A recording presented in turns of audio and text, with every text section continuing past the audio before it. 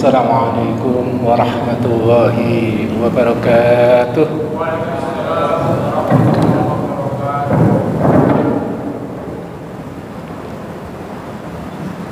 Alhamdulillahirabbil alamin wa bihi nasta'in ala umuri dunya waddin. Asyhadu an la ilaha illallah al-malikul mubin wa asyhadu anna Muhammadan abduhu wa rasuluhu shadiqul wa'dil amin.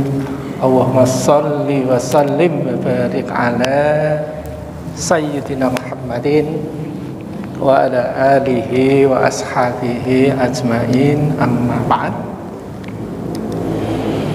Saudara-saudara sekalian, jamaah apa namanya Pak? PKRMI BKRMI yang dimuliakan oleh Allah Subhanahu wa taala. Alhamdulillah, kalimat yang saya keluarkan pertama sebagai bentuk syukur kita kepada Allah Subhanahu wa taala, dan kita mengharap moga-moga dengan ungkapan alhamdulillah upaya kita untuk beribadah khususnya malam hari ini diterima oleh Allah Subhanahu wa taala, dan kita mengharap moga-moga dengan ungkapan alhamdulillah ibadah-ibadah kita selama ini, baik yang telah kita laksanakan, yang sedang kita laksanakan, dan akan kita laksanakan, ibadah kita diterima oleh Allah Subhanahu wa taala. Salawat dan salam moga selalu tercurah untuk manusia pilihan, manusia yang kita jadikan tauladan, manusia yang kita jadikan rujukan di dalam bersikap, yaitu Nabi Muhammad SAW. Dan kita mengharap kita semua, terutama yang hadir malam hari ini di tempat mulia ini, diakui oleh Rasulullah sebagai umatnya, dan kita mengharap moga-moga di akhirat kelak kita mendapat syafaat dari Rasulullah SAW. Pada kesempatan kali ini izinkan saya menyampaikan apa kemarin ya, muhasabah kalau nggak salah yang diminta oleh Pak Rahmadi itu. Ya, saya tahu persis bahwa saya ini adalah pengganti, jadi tidak akan mungkin pengganti itu lebih baik dari pemain utama. Ya, jadi saya mohon maaf, maka gambar juga nggak ada gambar saya. Saya diminta untuk menyampaikan bukan karena pintar, tetapi karena saya tua. Ya, jadi karena saya yang dituakan di masjid ini, jadi saya lah yang diminta untuk ngomong. Ya, ini sebelumnya saya minta maaf. Mungkin nanti yang saya sampaikan tidak sebanding dengan yang disampaikan oleh pembicara sebelumnya. Ya, saya ini mohon maaf. Tema yang diminta kepada saya ya, yaitu tentang muhasabah. Ya, hisab atau hasabah, menghitung, muhasabah menghitung-hitung atau menghisab diri. Ya, ini yang diminta oleh panitia. Saya mengharap apa yang saya sampaikan nanti ya bagus untuk kita semua, khususnya saya sendiri, di dalam memperbaiki ibadah-ibadah kita, terutama tahun-tahun yang akan datang dengan mengevaluasi tahun-tahun yang kemarin. Ya, saya mengambil salah satu ayat di dalam surat Al-Hasr yang akan saya sampaikan, di mana Allah Subhanahu wa taala memberi pelajaran kepada kita dengan kalimat ya ayyuhalladzina amanu taqullaha wal tanzur nafsum ma qaddamat lighad wattaqullaha innallaha khabirum bima ta'malun. Dalam surat ini, dalam ayat ini, Allah Subhanahu wa taala memberikan pesan kepada kita, ya ayyuhalladzina amanu, wahai orang-orang yang beriman, taqullaha, takutlah kalian kepada Allah Subhanahu wa taala, wal tanzur nafsum ma qaddamat lighad, dan hendaklah kalian memperhatikan apa yang sudah dipersiapkan untuk hari esok. Wattaqullah, takutlah kalian kepada Allah, innallaha khabirum bima ta'malun. Sesungguhnya Allah Subhanahu wa taala Maha tahu terhadap apa yang kalian kerjakan. Di dalam ayat ini Allah memberikan pelajaran kepada kita. Yang pertama adalah Allah meminta kepada kita untuk mengevaluasi faltandun nafsum ma qaddamat lighad. Apa yang sudah kalian siapkan untuk hari esok? Untuk hari esok yang dimaksud para penafsir di sini adalah apa yang sudah kita siapkan untuk hari akhirat. Ya, setiap kita. Oh, sebelumnya maaf, ini waktu saya berapa menit dulu? 30 menit? Atau ya kurang lebih lah ya 30 menit. Moga-moga nanti kalau saya sudah terlanjur ngomong kepanjangan kadang itu, tolong nanti diingatkan. Ya. Jadi saya sampaikan di sini ya, kita ini meyakini bahwa setelah kehidupan di dunia kita ini punya kehidupan yang namanya kehidupan akhirat. Kita sering mengatakan negeri akhirat, sering mengatakan ke akhirat dan lain sebagainya. Tapi jarang di antara kita yang mempersiapkan diri atau kurang mempersiapkan diri untuk hari esok ini. Maka pada kesempatan kali ini saya mengajak kepada jamaah semua, khususnya yang hadir di malam ini, untuk mencoba mengevaluasi diri. Benarkah bahwa ibadah kita selama ini, amal kita selama ini itu di dalam rangka mencari ridhonya Allah Subhanahu wa Ta'ala? Coba kita evaluasi. Benar tidak bahwa kita ini semata-mata hanya mencari ridhonya Allah, ataukah kita masih terbesit sifat-sifat ria, ingin dipuja, ingin dihormati, ingin dianggap ini itu dan lain sebagainya? Ya, maka kita wajib atau kita perlu mengevaluasi diri. Benarkah bahwa yang kita lakukan selama ini itu hanya di dalam rangka mencari ridho Allah Subhanahu wa Ta'ala? Kalau memang ini yang terjadi, di mana aktivitas kita hanya semata-mata karena Allah dan terhindar dari sifat ria ini, maka kita bersyukur. Tetapi kalau sebaliknya, banyak sekali perbuatan kita yang bukan atau kurang keikhlasannya, maka bertaubatlah kita.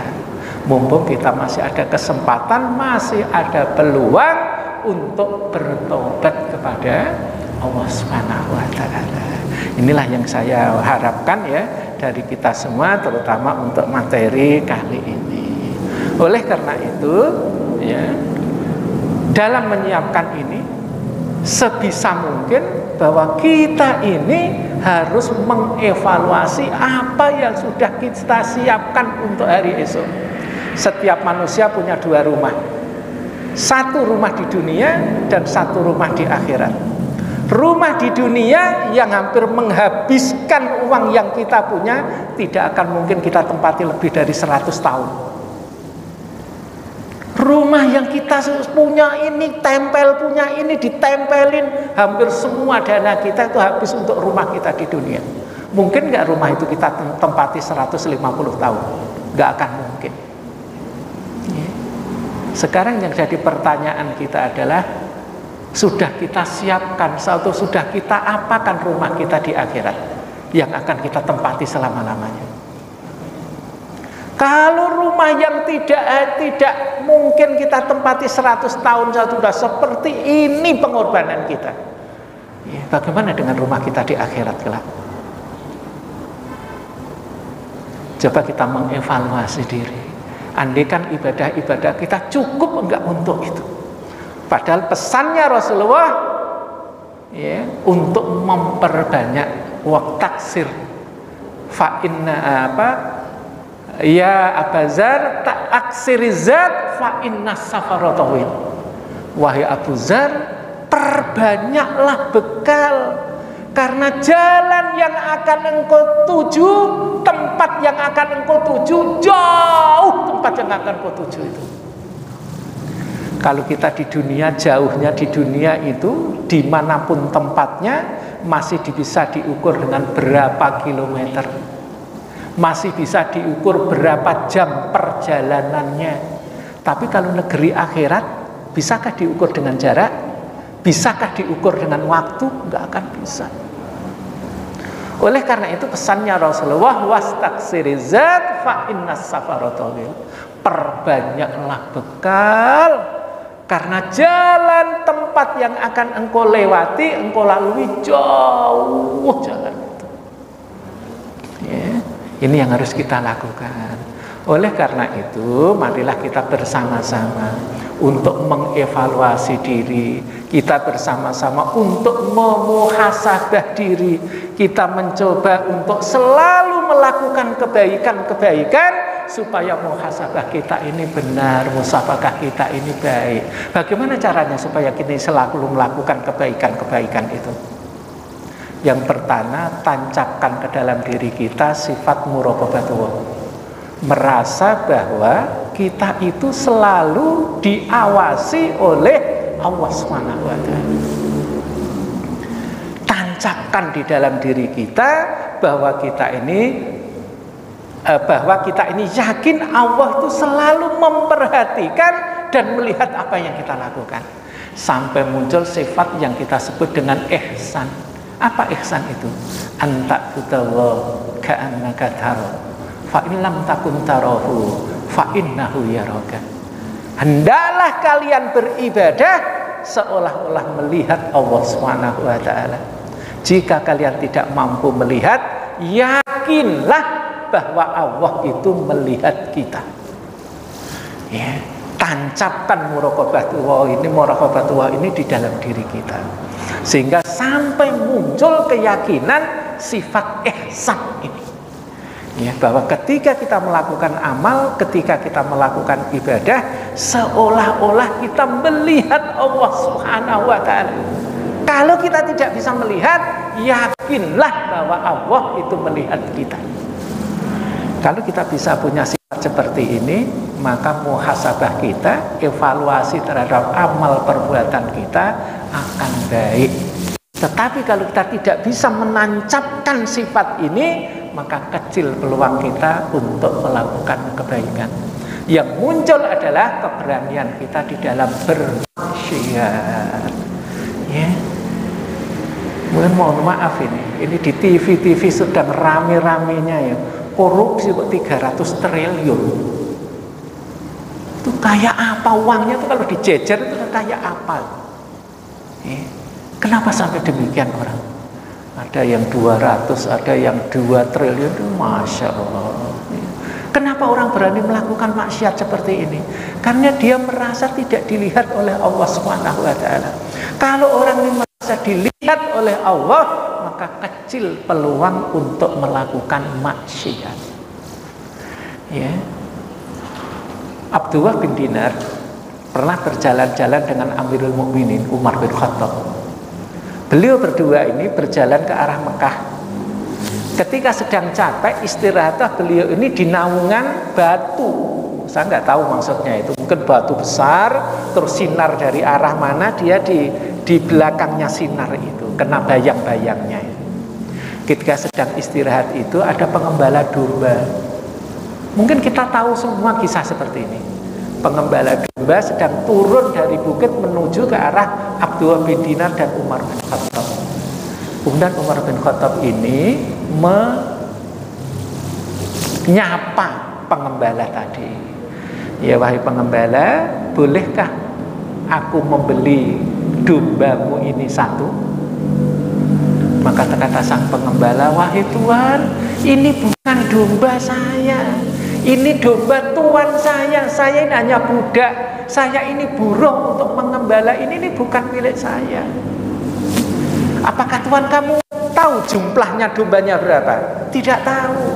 Kalau begitu jual aja satu kepadaku, itu pun juga tidak akan ditanya oleh Tuan kamu. Maka kata domba ini, kata pengembala ini, ya, kalau andaikan begitu, di mana Allah? Di mana?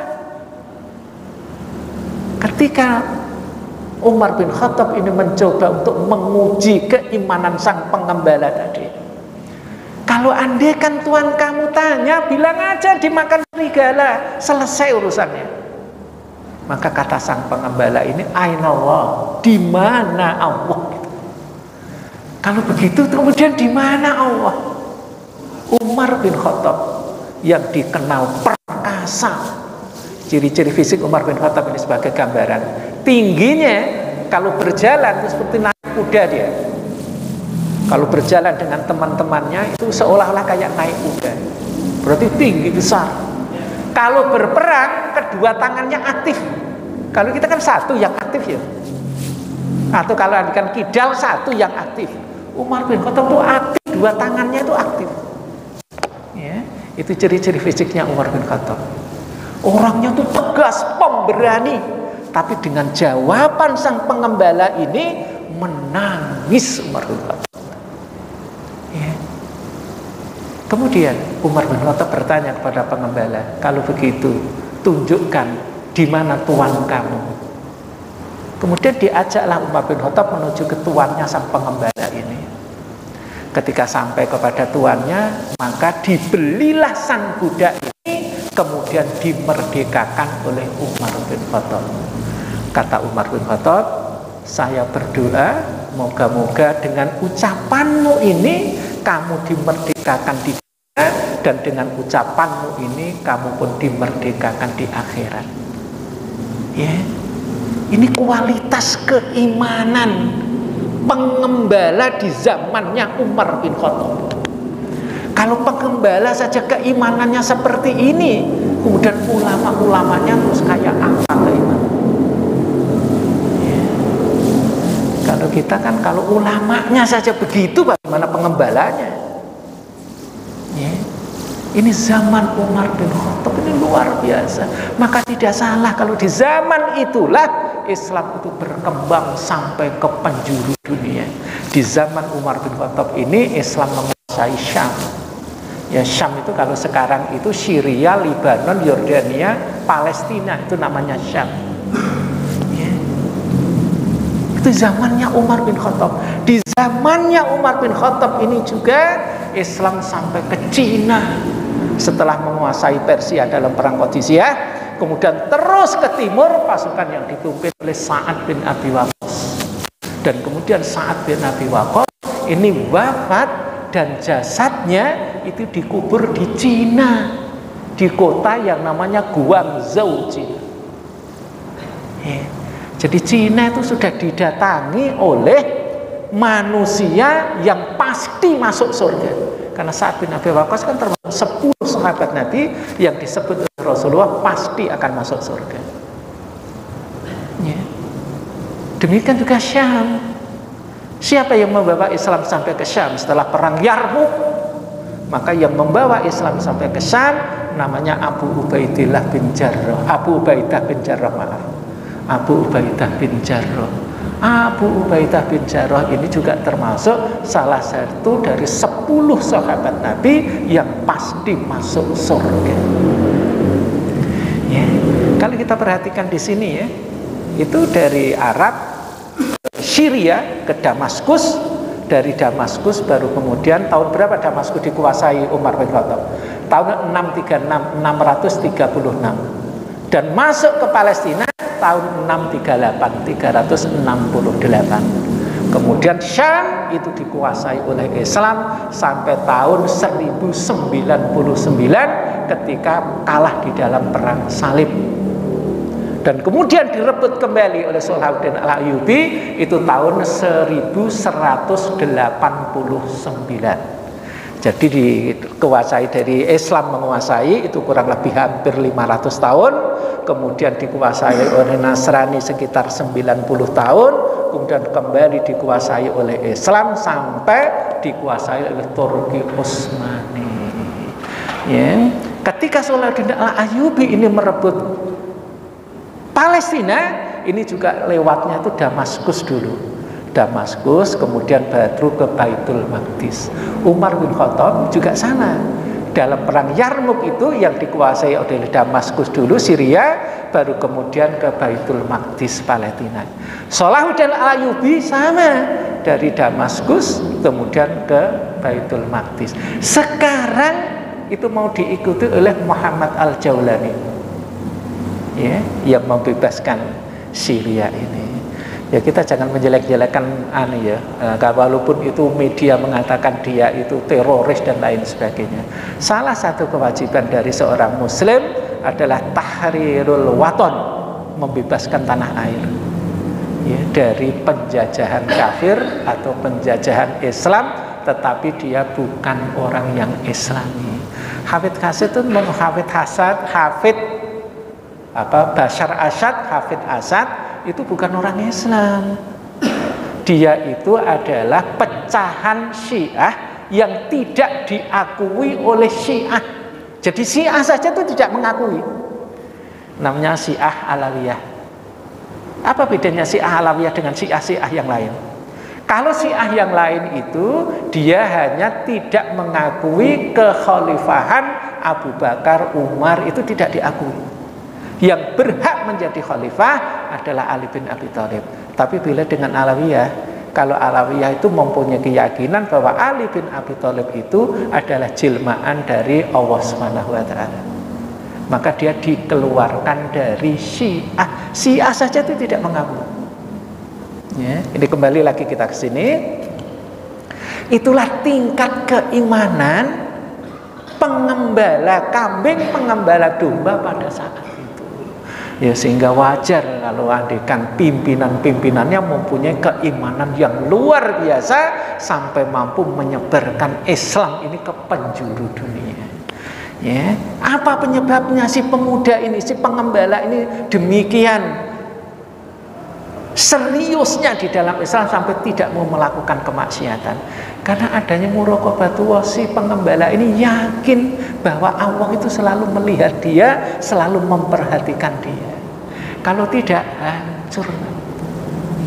Saya tidak sebut namanya, tapi mungkin kita ada yang tahu. Dulu dia ini satu-satunya ketua umum partai besar yang tidak menjadi pejabat.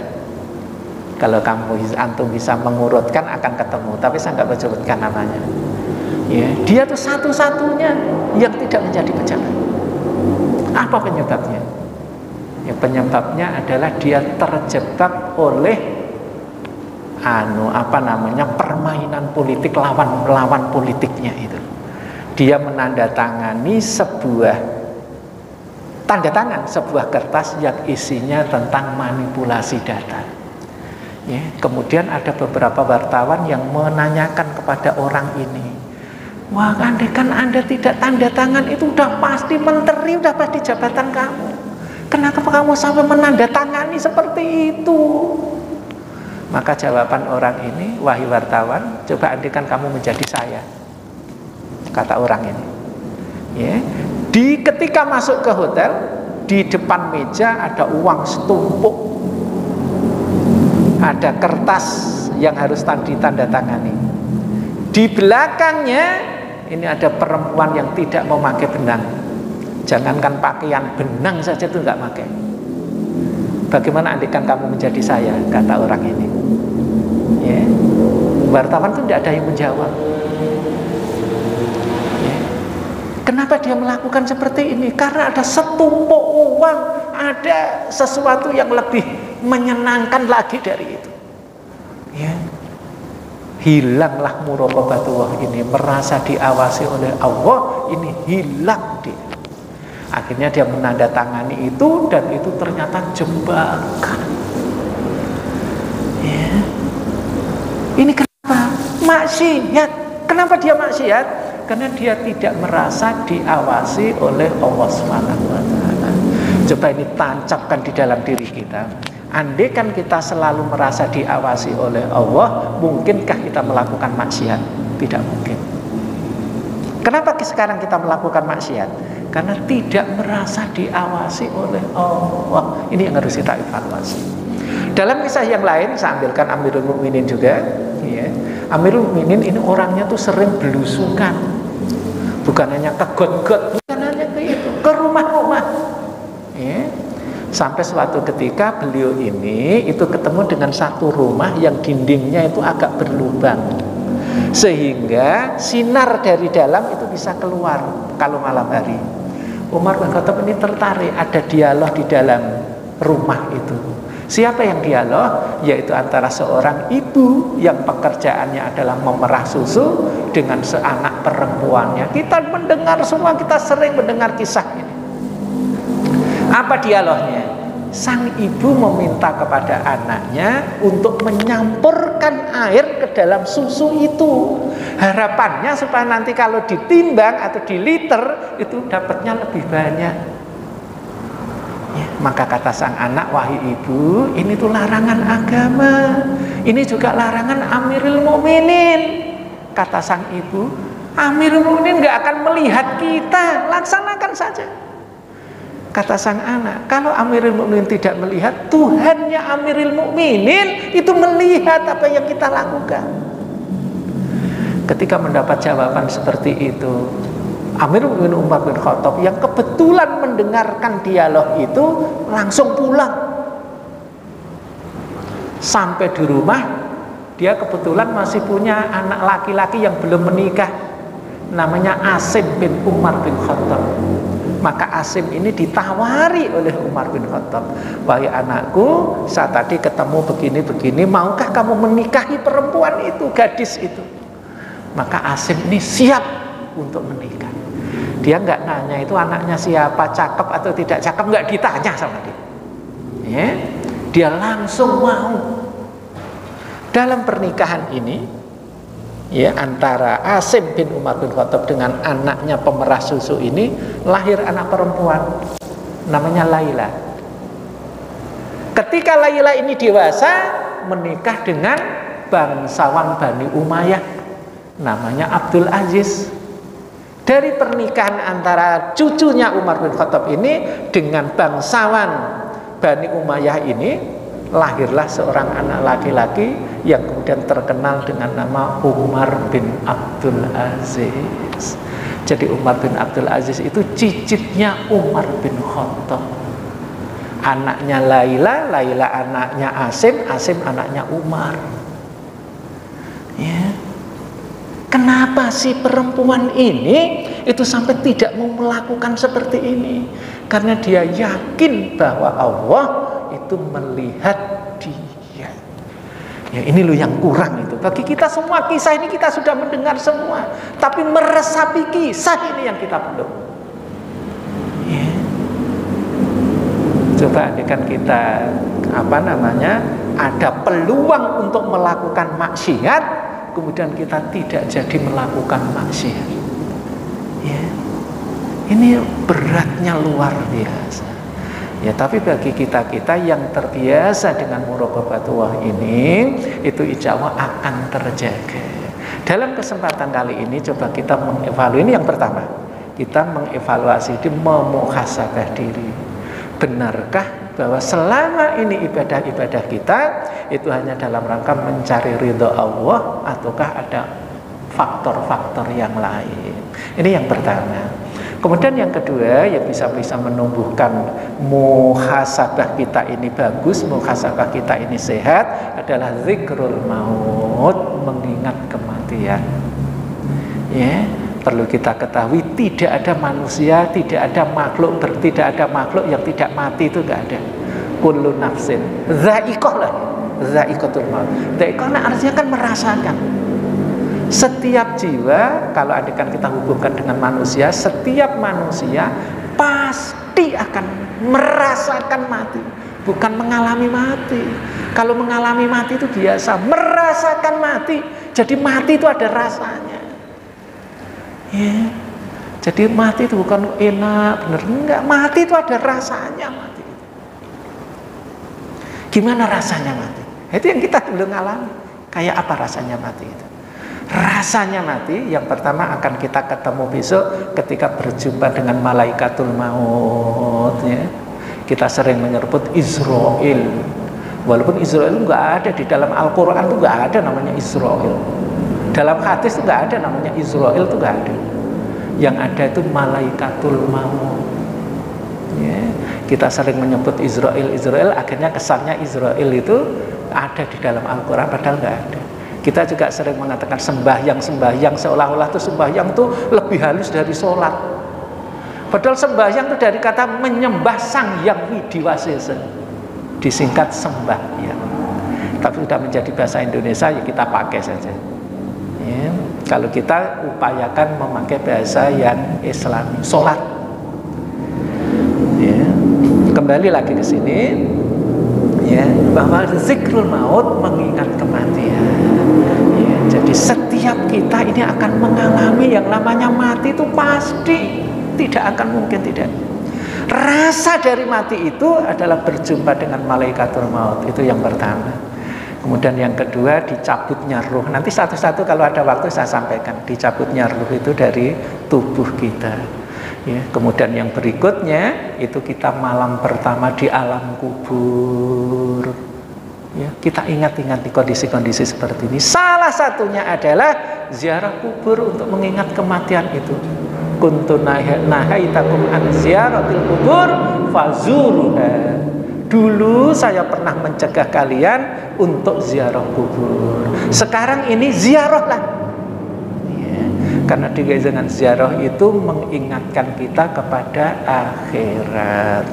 Ya, cara kita untuk supaya dalam bermuhasabah terhadap diri kita ini benar sebagaimana yang kita harapkan atau baik sebagaimana yang kita harapkan. Cara yang kedua adalah mengingat kematian. Ya, jadi cara pertama itu adalah malaikatul maut. Kita jangan menganggap malaikatul maut ini datang menghadap kita terus kayak biasa, kayak manusia datang, bukan. Dalam beberapa keterangan yang saya ketahui, malaikatul maut itu wajahnya ketika datang itu akan menyerupai amal orang yang mau diambil rohnya. Semakin baik orangnya, semakin soleh orang yang akan diambil, maka semakin bagus wajahnya itu. Dan semakin buruk amal orang yang akan diambil, semakin menyeramkan wajah malaikatul maut itu. Sehingga kadang ya, kalau saya beberapa kali itu menyaksikan ada orang yang ketika sakaratul maut itu takutnya itu luar biasa. Sampai dia berpegang, teriak-teriak. Ya. Tapi ada juga yang kadang itu diam, ya tahu-tahu meninggal. Dan sebagus-bagus penampilan malaikatul maut itu ketika menghadap manusia terbaik. Silakan dibaca buku yang ditulis oleh Firdaus AN. Judul bukunya adalah Detik-detik menjelang wafatnya Rasulullah. Beliau mengambil pelajaran besar dari apa yang disampaikan oleh Anas bin Malik radhiyallahu anhu. Ya, di dalam buku itu diterangkan ketika Allah memerintahkan kepada malaikatul maut, wahai malaikatul maut, berpenampilanlah kamu dengan penampilan yang paling baik, dengan perangai yang paling enak, dengan wajah yang paling rupawan. Maka malaikatul maut langsung tahu, ya Allah, apakah aku harus mengambil manusia terbaik yang pernah Engkau ciptakan? Maka kata Allah, benar. Ya, maka ketika malaikatul maut ini mendatangi rumahnya Rasulullah, nggak pede dia. Dia minta bantuan kepada malaikat Jibril untuk diantar sampai rumahnya Rasulullah. Pada saat itu Rasulullah sedang sakit di dalam rumahnya dengan sakit yang sangat berat yang ditunggui oleh beberapa istrinya dan anaknya, yaitu Fatimah Az-Zahra. Ketika malaikatul maut sampai di rumahnya Rasulullah, maka malaikat ini seperti seorang laki-laki dan dia mengetuk pintu, tok tok tok tok tok. Assalamualaikum. Maka Fatimah yang menjawab, wahai fulan, mohon maaf, Rasulullah bapak saya tidak bisa menemui, lagi sakit, nggak bisa menemui. Balik Fatimah, belum sempat melangkah, tamu ini ketok-ketok lagi untuk yang kedua kalinya. Fatimah pun juga sama jawabannya, bapakku lagi begini nggak bisa menerima tamu. Mau balik lagi Fatimah ke kamarnya Rasulullah, diketuk lagi pintu itu. Sampai Fatimah itu penasaran, ini siapa sih yang mengetuk? Sudah dikasih tahu kalau Rasulullah tidak bisa menjumpai masih seperti ini. Akhirnya pintu itu dibuka. Ketika pintu dibuka, dengan agak tegang atau agak kesel gitu hatinya ya, ditariklah pintu itu. Kemudian Fatimah itu melihat tamu yang datang. Ketika melihat tamu yang datang, dilihat sorot matanya. Apa yang terjadi? Pingsan Fatimah. Ya. Fatimah ini pingsan. kemudian sampai membutuhkan beberapa saat untuk siuman, dan setelah siuman baru dia merangkak menuju ke kamarnya Rasulullah. Ketika sampai kepada Rasulullah, Rasulullah bertanya, "Wahai Fatimah, siapa tamunya?" "Ya Rasulullah, begini, bahkan saya sampai begini." Kata Rasulullah, "Ya Fatimah, tahukah kamu siapa dia? Dia adalah pemutus antara bapak dengan anak. Dia adalah pemutus kenikmatan dunia." Fatimah langsung sadar, "Ya bapakku, apa dia malaikatul maut yang hendak mengambil engkau, wahai bapakku?" Maka kata Rasulullah, "Ya." Nangis Fatimah Az-Zahra. Ya. Karena nangisnya yang bukan nangis biasa, akhirnya diminta untuk mendekat kepada Rasulullah.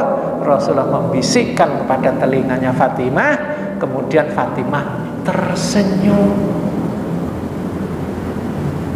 Apa yang terjadi itu?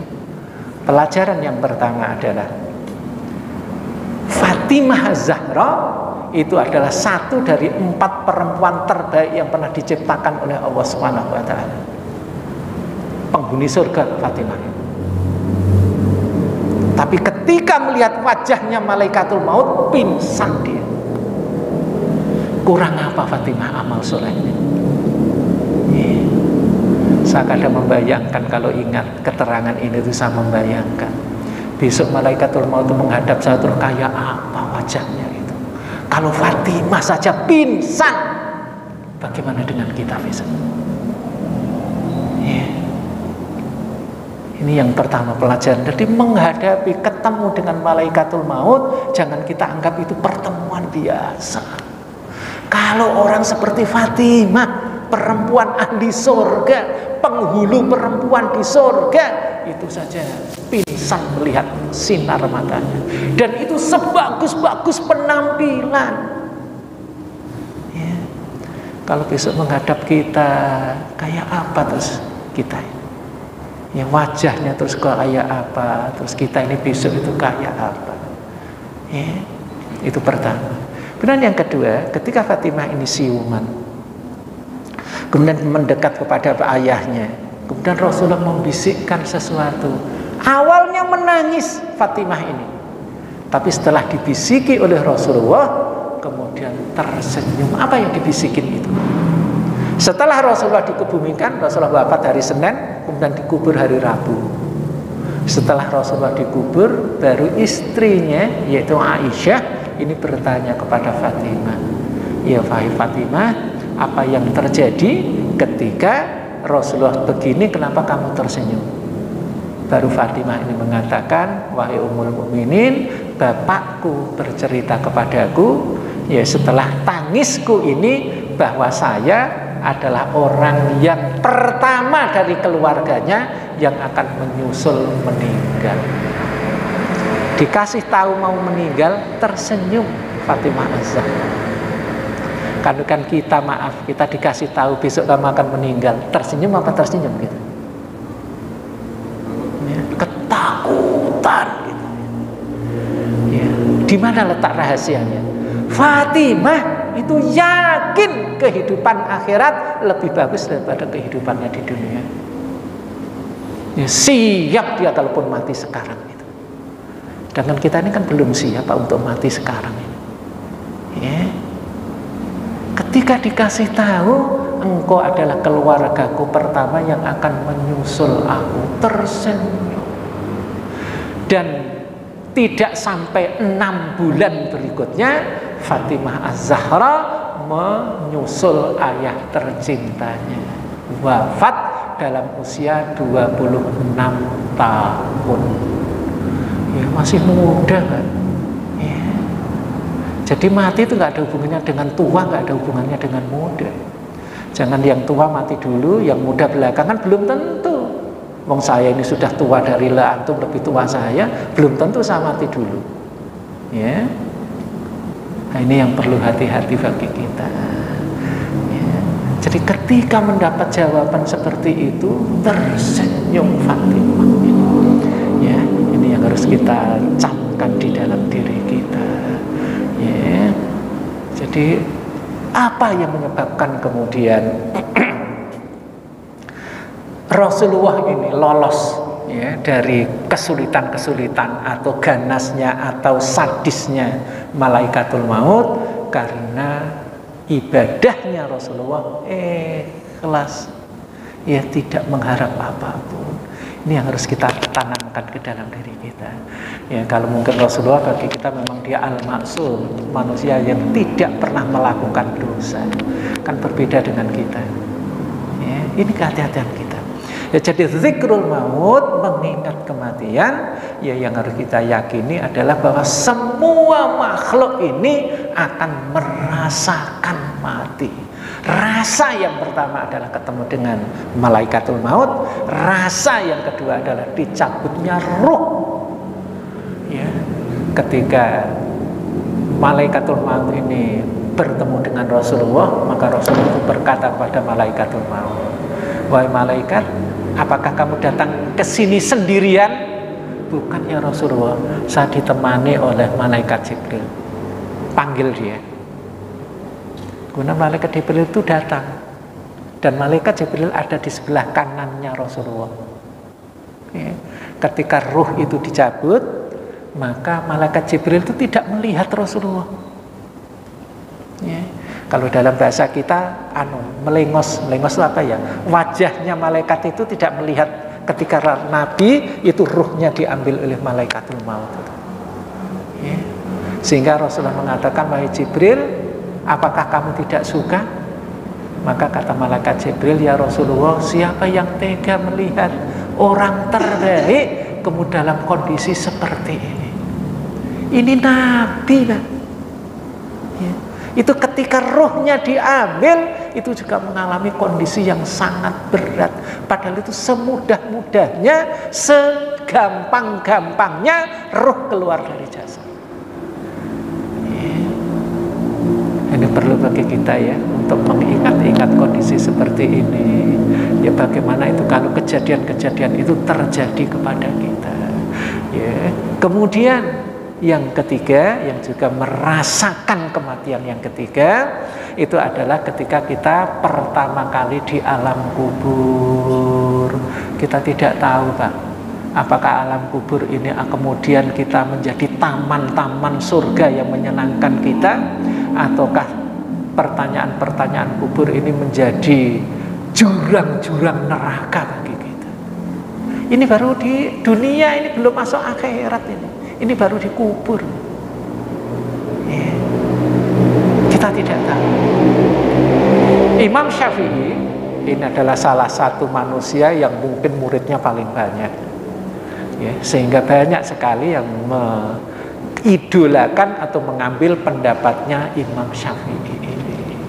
Ketika Imam Syafi'i ini sakit, maka dia dikunjungi oleh beberapa temannya dan beberapa muridnya. Di antara temannya ada yang bertanya, ya, ketika mengunjungi Imam Syafi'i itu menangis. Ketika ditanya oleh temannya, "Wahai Imam, apa yang menyebabkan engkau menangis? Padahal ilmu kamu banyak, pengikut kamu banyak. Ya, kenapa engkau menangis?" Kata Imam Syafi'i, "Siapa yang menjamin bahwa amal saya itu diterima oleh Allah Subhanahu wa taala?" Coba andaikan ini kita resapi. Ini Imam Syafi'i, muridnya bisa miliaran kalau sampai sekarang. Itu ketika mau wafat masih sedih, masih menangis. Dan salah satunya adalah dia mempertanyakan, apakah amal saya diterima oleh Allah Subhanahu wa taala. Dan ini yang harus kita lakukan. Apakah amal-amal kita selama ini diterima oleh Allah ataukah tidak? Ya. Coba kita mencoba ya mengintrospeksi diri. Wah, waktunya habis, Mas. Ya, ini masih dua ya, masih dua. Ya. Yang kedua ini, yang satu adalah melihat neraka di pelupuk mata dan melihat surga di pelupuk mata. Ya, tapi saya kasihan. Biasanya saya jam segini udah tidur jam 11 itu. Ya, tapi ini karena ngomong ya bisa bertahan. Ya. Mungkin sementara dua ini aja dulu, sudah di atas 30 menit saya berbicara, hampir 40 menit ya. Nah, kemudian untuk sekedar pengingatan aja kepada kita semua, ya, bahwa sebisa mungkin ya kita ini tanamkan jiwa muraqabatullah ya di dalam diri kita ini. Yakinlah bahwa Allah itu melihat kita, ini yang paling penting. Ya. Biasanya kalau disertai dengan demikian, ibadah kita akan lebih serius. Dan yang kedua, ya, zikrul maut, mengingat kematian. Itu juga perlu bagi kita, ya, supaya kita ini, kalaulah kita punya dosa, jangan banyak-banyak dosanya itu.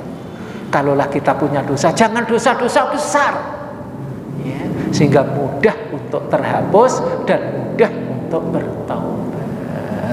Dan untuk penutup, untuk yang ketiga, ya, sebisa mungkin kita itu menggambarkan atau membayangkan, ya, tentang ganasnya neraka.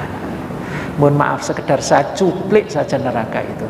Kadang di antara kita itu kan menganggap neraka itu kayak sejenis kawah atau sejenis itu gitu ya, gambaran kita ini. Perlu kita ketahui, dalamnya neraka, dalamnya ini, dari atas sampai ke keraknya neraka itu, andaikan kita menjatuhkan batu, ini diterangkan di hadis ya, menjatuhkan batu, kemudian jatuh, set, batu yang kita jatuhkan sampai ke keraknya neraka itu 70 tahun baru sampai di bawah. Berapa juta kilometer tuh kira-kira jaraknya?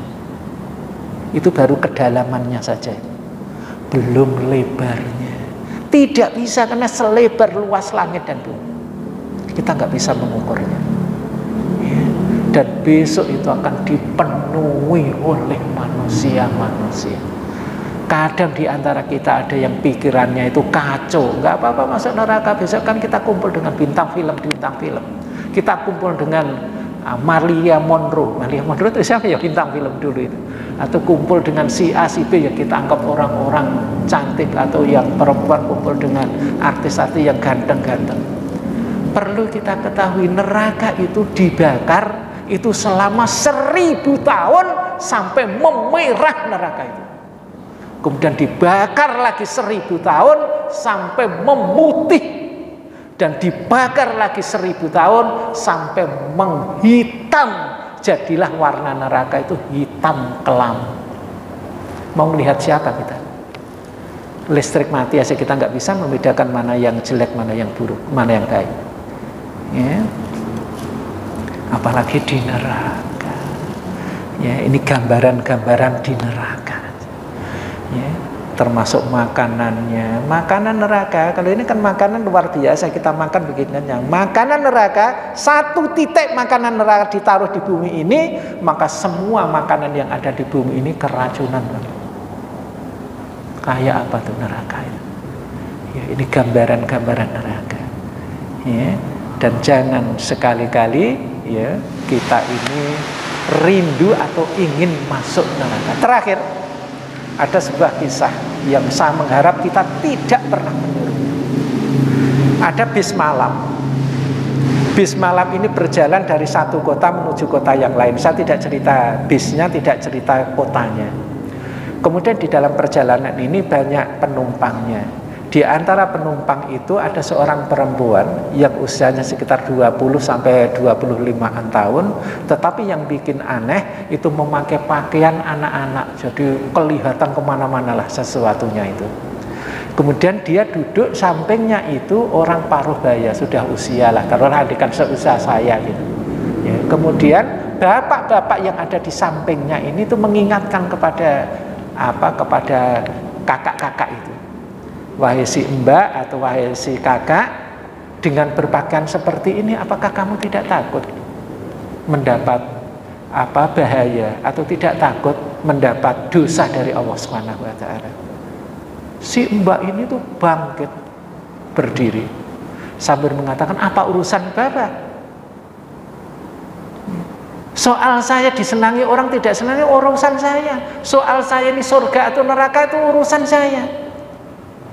Ya, kalaulah begitu, mbak nggak takut dengan neraka? HP dikeluarkan, Pak. Ya, kalau memang Bapak ini benar, tolong telepon Tuhannya Bapak dan pesankan untuk aku kamar di neraka. Pakai HP dia. Karena Bapak ini kesel, diam saja, dia udahlah, dibiarin aja, tidur. Perjalanan bis malam ini.